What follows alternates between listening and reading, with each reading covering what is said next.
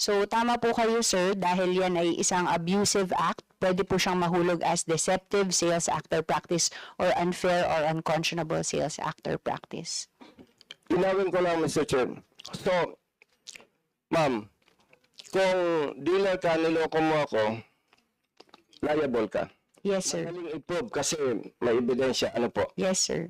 So, magkano po ang penalty pag niloko ng dealer, yung 300,000? Administrative penalty po up to 300,000 po. Okay, may re-refer po ako sa inyo. Marami.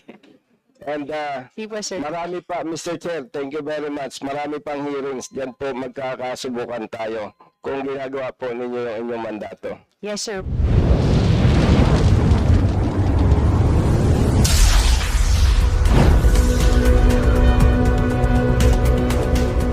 Sir, well noted po. Anyway, nag-bell na kasi. Mr. Chair, 30 seconds. Mr. Chair, pwede po bang mag-request sa DTI ng list of complaints or data? Yes sir. Yes sir. And of course, yung inyong accomplishments. Yes sir. Yes sir. We can provide that data po. Okay, next round na lang, Mr. Chair. May one last item sana ako kung aprobahan ng Mr. Chair. You still have 10 seconds. Habol niyo po. Basta yung question. 10 seconds. Bilisan yung question po. For the next round, as para makaprepare naman yung pong kapamilya natin sa public service, meron po kayong consumer education and advocacy. Gusto lamang po natin malaman ano yung programa ninyo at nasaan na at ano yung accomplishment ninyo. Mr. Chair, maraming salamat po. Thank you, Kong. Go ahead. Sir, for consumer advocacy and consumer education, regular po tayo nagkakaroon ng mga webinar natin na iniimbitahan po natin ang lahat ng stakeholders, open to the public po to. Pangalawa po, meron po tayong programa sa radyo po at saka sa TV, teleradyo po yan, consumer at iba pa, na tinatalakay po natin yung mga common consumer concerns po. And then, syempre po, meron din po tayo yung mga regular natin ng mga kapihan na kasama po ang mga manufacturers, retailers, at lahat po ng mga stakeholders pagdating po sa mga consumer issues. And then, syempre po, ang DTI, meron po tayong no wrong door policy. Ibig sabihin po nito, inaanyayahan at lalo pong ine-encourage natin ang ating mga consumers na magreklamo sa amin para at least kung may issue sila, diretso na sa amin. Kung wala sa mandato namin, kesa sabihin namin na lumipat sila, tatanggapin namin, kami na po magre-refer, kami na po bahala. And finally po, meron tayong bagong programa, yung Report to SEC. Rekta po kay Secretary Roque, pwede pong magreklamo ang mga consumers. And meron po tayong programa na kapag nagreklamo dun sa report to sec at dti.gov.ph, agad pong sasagot at masusolusyonan po yung issue ng ating mga consumers. Mr. Chair, if I may, request ko na lang po, submit po kayo sa committee ng programs and accomplishment, Mr. Chair, if I may. Yes, sir. Thank you. Thank you Yes, po. sir. Okay, and just to clarify the previous request of Kong Busita, it's the complaints of just the motorcycle riders against the dealers, tama po ba? Or all complaints, just the riders. Isama na po natin, Mr. Chair, yung other motorists. Okay, all motorist complaints. Okay, thank you. Kung Pilipinas yun ah. Okay, next from the majority, we have Congressman Adrian Amatong. Okay, so we'll move on to Kong Jaime Fresnedi. Good morning po, Mr. Chair, and good morning to the DTI family headed by Madam Secretary. One of the major programs of the departments is the Industry Development Program. And looking at your budget in 2022, the program was given an appropriation of 697 million. And out of this amount, around 624 million was obligated, and 528 million was disbursed for obligation, and disbursement rate of 89.5% and 75.7% respectively. In 2023, Mr. Chair, the Industry Development Program, again, was given an appropriation of 978 million. And out of this, around 724 million was obligated and 621 million was disbursed for obligation and disbursement rate of 74% and 63.5% respectively. Clearly, even though the budget for this program was increased, the obligation and disbursement rates went down. Madam Chair, I would like to know the reason why, despite the increased budget, expecting an increase also on the utilization and disbursement, the record shows that there is a decreasing obligation and disbursement rate for this program for 2023. May we know the reason, Madam Chair? Sec, Chris.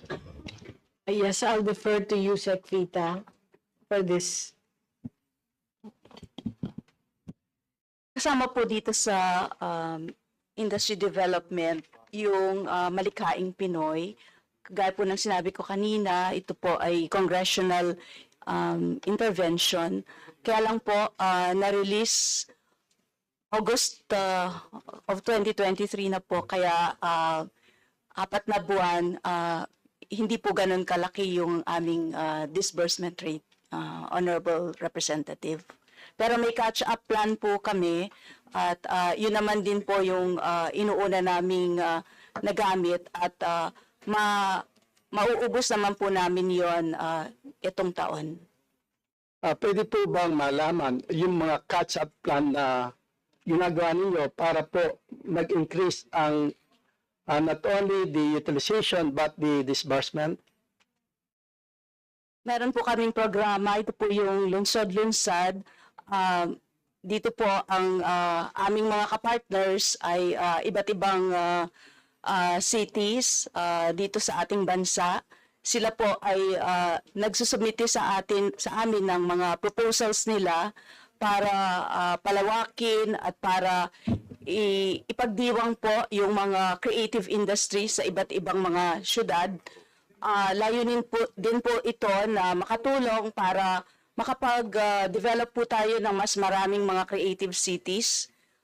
Malaking tulong po yon dahil ang ating pong plano ay gamitin ang pag-develop ng mga creative industries para po makatulong sa paglikha ng mga bagong trabaho, paglikha ng mga bagong negosyo, at makatulong po iyon para mapalakas yung ekonomiya ng ating mga syudad.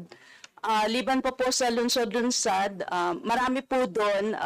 Ngayon pa lang po ang remaining months of the year, ngayon pa lang po nila i-implement. Meron din po tayong isa pang programa, ito po yung Fiesta Haraya.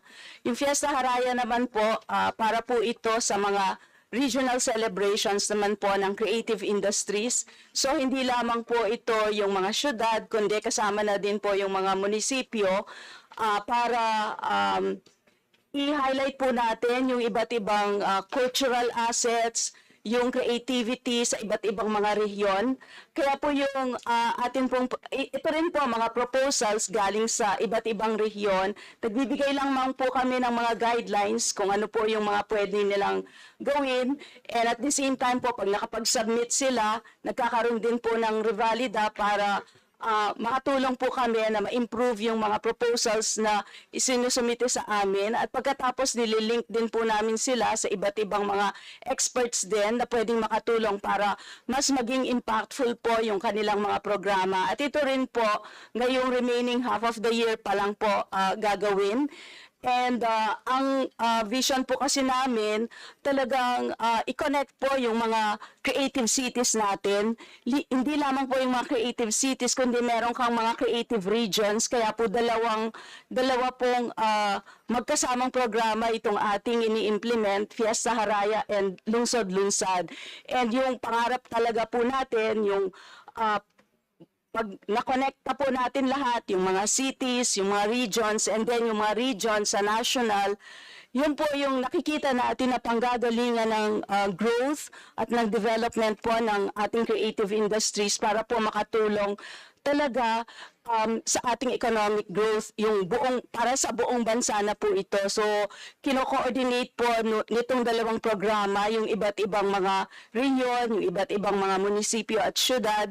Katulong din po natin yung iba't ibang mga ahensya kagaya po ng NCCA at ng Department of Tourism at iba pa pong mga kasamahan natin sa pamahalaan na ang kanila pong mga programa ay nakatutok din sa pag-develop ng ating creative industry. So, bali po, fina-facilitate na po natin at kino-coordinate para isang direction lang po yung ating tatahakin at hindi po parang watak-watak yung mga ginagawa natin kasi mas malaki po yung impact kung tayo ay magkakasama-sama. And gayon din pong September, isa-celebrate po natin yung Creative Month. So marami rin pong mga nakahandang mga celebration, katulong din po hindi lamang ng iba't ibang ahensya ng pamahalaan, kundi pati na rin po yung mga private sector kasama po natin dito. Madam Secretary, sa current year po, you have a budget of 839.77 million for this program. Pwede po bang malaman ang status ng disbursement and utilizations dito po sa programang ito? I'll defer to you, Secvita, Honorable Congressman. Dito po sa Malikhaing Pinoy, iba't iba po kasi yung elemento nitong industry development. Kasama po nga ang Malikhaing Pinoy. Ang obligations, utilization rate po 53% disbursement and 27% utilization. At pwede rin pong yung catch-up plan po, nandito po at isusubmit po namin yon sa committee. Yun po, Honorable Representative. Meron pa po kaming ibang mga programa kagaya ng mga negosyo centers, obligations 42% and disbursement 74%. Mr. Chair. Yes, Mr. Chair. Alam po ninyo, almost lahat ng ahensya ay palagi sinasabi nila may catch-up plan. Pero yun po ay every year. Nangangako po ba, Mr. Chair, ang agency na mas mataas po yung disbursement and utilization as against the current year, as against the previous year po? Kinocommit ko po yung mga programa namin, Honorable Representative. Kami naman po ay nakahanda po yung catch-up plan po namin ng the way po na ginawa namin, talagang tiniyak namin na matatapos lahat ngayong taon. Kaya we work backwards po. Ganun po yung pag-develop namin dun sa catch-up plan. And kami po rin ay talagang nakatutok sa implementasyon ng mga programa. At nagpapasalamat nga po kami ng lubos sa ating mga honorable representatives dahil po kung wala yung mga tulong na ibinibigay nyo, maliit lamang po talaga yung aming makukuhang budget at hindi po yun sapat para ma-execute natin yung mga plano na gusto nating gawin at yung mga pinapangarap natin na ang creative industry sa Pilipinas ay maging sentro dito po sa Asia by 2030. At mangangailangan po talaga yun ng resources, hindi lamang sa 1 o 2 taon, kundi kailangan po tuloy-tuloy sana. Kaya maraming salamat po. Thank you. Mr. Chair, the current year budget is 839.77 million. Pero for 2025, ang budget proposal is 547.42 million. Ano kaya ang dahilan bakit instead tumaas ay napakalaki po ng pagbaba ng budget? So, Kong Jaime, same as what was brought up by Kong Arlene earlier, yung NEP po ng Industry Development Program last year for 2024 NEP was actually lower than 2025 NEP this year. It's just that when it was enacted into law as GAA with the congressional augmentation for the Balikaing Pinoy program, that's the reason why it became 800 plus. So this year, well, in fairness naman, the DBM, mas malaki naman ng konti yung NEP for Industry Development Program. Pero para maiakyat po natin siya ulit sa 800 plus, kailangan po ulit ng congressional augmentation for the Industry Development Program. Of course, Pa natin sila sinukuan. dahil hindi pa natin sila susukuan despite the low disbursement and obligation rates of the Malikaing Pinoy. But of course, understandably, it's a pipeline program. But we trust that the catch-up plan of the Competitiveness and Innovation Group will be carried out to be able to reflect better statistics and data for next year's budget report. Thank So you. yun po yung dahilan, Kong Jaime. Sorry that I answered it in behalf of DTI, but Yes, thank you, Mr. Chair. Maraming salamat po. Thank you, Kong Prof. okay. So again, the catch-up plan is requested from DTI to be submitted to Kong Jaime Presnedi. Thank you. Now we'll go back to Kong Franz Castro for her round 2. Hindi, kailangan tapusin. Okay. Got it. Okay. We'll move on to Kong Isidro Lumayag. Thank you, Mr. Chair. Good morning. Good morning, Secretary and DTI family. Concern ko lang po dito, Madam Secretary, dahil yung CDA ay napunta na under sa DTI, di po ba? Ano pong power ninyo na mag-appoint or magtanggal sa mga tao na under sa inyo? Is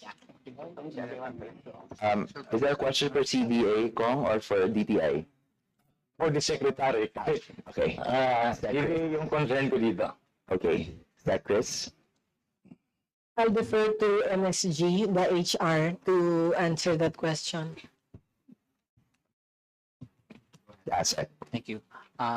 Yes, Honorable Congressman, since the CDA is an attached agency, they enjoy autonomy with the hiring and firing of its personnel. So, anong government, kasi dati under sa Office of the President ang CDA, di ba? Nabanggit ko lang ito, Madam Mr. Chair, dahil mayroong ginawang congressional inquiry dito sa Committee on Cooperative at saka Agrarian Reform. May order ang committee, lalo na ang Department of Agrarian Reform, na i-reinstate yung mga tinanggal ng ng kooperatiba, na i-reinstate yung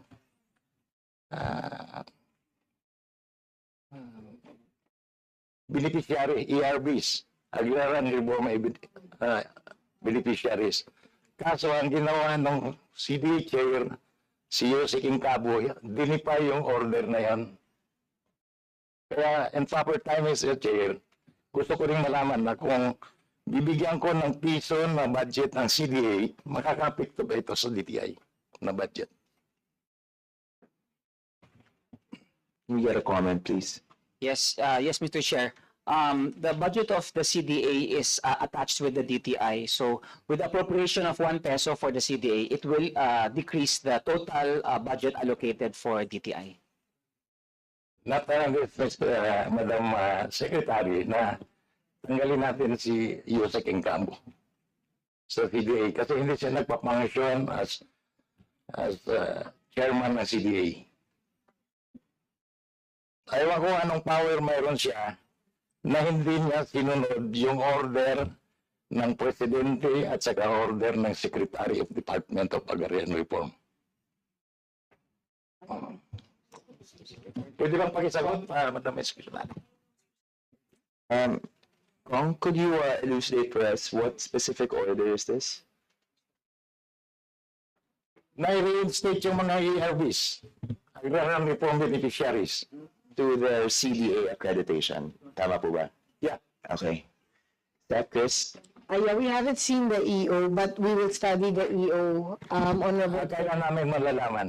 Gusto ko malalaman before sa plenary. Yes, we will do that, Honorable Chair. Yes. Kong, would you like to hear a comment from Yusek Incabo on your query? Okay, yeah. Go ahead, Yusek. Thank you, Mr. Chair, for this opportunity to explain. The CDA is willing to present a narrative of the case of Darby C. And with due respect to this honorable committee, there was no defiance made by the agency at that. Secondly, we observed the process of adjudication. In fact, there is already a prepared decision, which I'm not able to disclose it, with respect to the integrity and to the impartiality of the process. Second, there is also ongoing hearing of the case of Darby C. So we're not only serving Darby C, Mr. Chair. There are 20,000 cooperatives in the country today. And a number of cases have been filed or forwarded in the CDA. And on that perspective, Mr. Chair, we are very diligent in addressing the concerns and at the same time providing the necessary adjudication process for Mr. Chair, Thanks, Yusek. Kong, go ahead. ang tinanong lang natin sa kanya, kung kailan sila i-implement yung reinstatement. Ang dami pang sinasabi, Yusek. That would form part of the report, Mr. Chair, but as far as my recollection is concerned, we already issued a notice to the RBC to reinstate in courtesy also with the directive coming from DAR. Thank you. Matagal na yan, Mr. Chair. Na-terminate na nga yung inquiry natin, napunta na sa Ethics Committee. Kasi hindi natin kailangan yung mga public servant na gaya ni Yusek Incabo. Kasi yung chairman po ng RBC, yung Incabo po ang nanay . So hindi ko alam kung nagkakaroon ito sila ng pera. Nagkakahiya . Public servant ka. Ito, Mr. Chair, sabihin ko, kung pamulitika ang gagawin ko, hindi ko ipapilit ang inquiry na ito sa Congress. Dahil menos sa boto ko yun, dahil mayroon silang almost 8,000 members. Pero dahil sa mga miyembro na nakakaawa, ina-imbestigahan ko. Pero itong mga ito nakakaawa, ayawan ko. Bakit nasa public service sila? Thank you, Mr. Chair. Observation is noted. Did you want to quickly comment, Yusek? Yes, quick comment, Mr. Chair. I am not directly related to the chairman of the RBC, despite that the middle name is Incabo. I only met him twice, and it was only then that I knew that he is affiliated to an Incabo, but it doesn't mean that we share the same family name. We are related, Mr. Chair. Thank you. All right, thank you for the clarification. So again, all observations are noted. by the committee, and any sort of request or to amend the budget is noted and will be taken up at the proper time and venue. Thank you. Mr. Chair, Yes, go ahead. isa pa, Madam Secretary, yung regional director po namin sa Region 12 sa CDA, matagal na po ng OIC. Ang pagkakalam ko, magkukonfirm ng appointment ng regional director is yung board ng CDA. Bakit isang taon na lang sa term ko, nakalipas na 2 taon, hindi pa rin na-appoint? Kasi hinaharang ni Incabo dahil nagpi-perform yung regional director na yun at hindi siya sumusunod sa gusto ni Incabo. Thank you, Mr. Chair. Right, this is noted. I suppose since the query was directed to the SEC, they've already clarified that the CDA has autonomy with regards to the hiring and firing of its personnel, but kindly note the manifestation and also your commitment to also look into the executive Kaya order. gusto ko bago magbalik tayo sa plenary. Thank you, Mr. Chair. Thank you. Pangatlo, Mr. Chair, may slide pa bago? Yes, it's not. Tungkol dito sa gibot up ni Congressman Busita, yung sa mga motorsiklo, yung mga dealers kasi natin, sa ground ito nangyayari, lalo na sa distrito ko. Yung mga kawawang mga buyer ng motorsiklo, hindi na bumibili ng brand new dahil nga napakatagal may isyuhan ng registration, yung ORCR. Tapos sabihin ng mga dealer, dito na kayo kumuha sa mga used dahil may mga registro na. Nangyayari yan. Ano bang magagawa natin sa DTI? Masanction ba natin itong mga dealers na ito? Thank you, Mr. Chair. You said Amanda, through you, Sec Chris. Yes, Honorable Chair, sir, yung regarding po that concern, no, yung late issuance of ORCR, nare-receive po natin yan sa DTI, and since yan po ay mandato ng LTO, nire-refer po natin yan sa LTO. Yung concern po ni Honorable Busita regarding the Deceptive Sales Act or practice na nag-i-issue na lang sila ng permit to ride or permit to operate even without the ORCR, kasalukuyan po, wala pa po kaming natatanggap na formal complaint na ganyan. Pero po ang commitment namin, kung mailalapit po sa amin yung ganyang formal na complaint, actionan po namin yan dahil deceptive act or sales practice po yan. Mr. Chair, sa totoo lang yung mga farmers, yung mga mahirap na mga tricycle drivers, hindi naman sila nakaka-complain sa inyo, kaya sa amin mga congressman nagpapatulong, kaya pinaparating namin sa inyo. Mr. Sindikato minsan minsan mag-iisip ka, mayroon mang connivances ang LTO at saka mga dealer para mabenta yung mga photos ng mga motorsiklo nila. Kalukuhan, di ba? So, Yusek, if your office would kindly work with the office of Kong Isidro Yes, Mr. Chair. to address the concerns of his stakeholders. Yes, sir. We also like to raise that we have regional offices na meron pong Consumer Protection Division. So kung hindi po sila makaabot sa amin sa DTI main, pwede po silang lumapit sa mga regional offices. And online po, pwede rin po mag-file ng complaint at saka yun nga po, yung latest po, report to sec@dti.gov.ph. Marami pong paraan para ma-reach po ang DTI. Mr. Chair. Thank you, Madam Secretary. Thank you, Mr. Chair. Your program is implemented by the Regional Operations Group as well. We have a Consumer Protection Division for each regional office. So, pwede pong So the respective RD of Yes. Kong can assist him. Yes, sir. Yes, yes, Chair. So, Asik Grace, perhaps you can instruct the RD. Yes, sir. They're actually on FB Live and we're communicating through our Telegram group. So they know what's happening and they know what to do. In fact, my instruction is I'm giving them already the numbers of the congressman that I've talked to today. Thank you, sir. Great, thank you so much. All right. Next up, it's my idol, Kong Rufus Rodriguez from the city of Golden Friendship. Thank you, our presiding chairman of the Venetia, our super vice chair of the powerful APRO committee, Stella Kimbo, former president, former speaker, former undersecretary of Trade and Industry. We have here Ma'am Gloria Macapagal Arroyo. My distinguished colleagues present, may I welcome Secretary Roque,